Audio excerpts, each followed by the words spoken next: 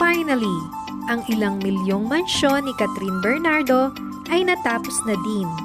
Ito ay bunga ng kanyang kasipagan at walang tigil na pagtatrabaho. Siyempre, imbitado ang kanyang malalapit na kaibigan at isa na dito si Alden Richards. Comment ng isang netizen, yan yung house blessing ni Kat? Invited na naman si Alden ng family ni Kat? Iba na talaga to. Kitang-kita naman kung gaano kasaya si Catherine Bernardo ngayon. At tila napapansin na ng mga tao na hindi mapaghiwalay si Kat at Alden.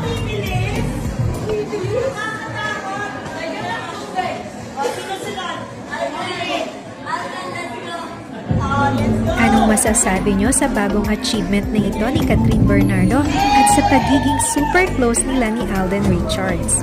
Please leave a comment. Thanks for watching!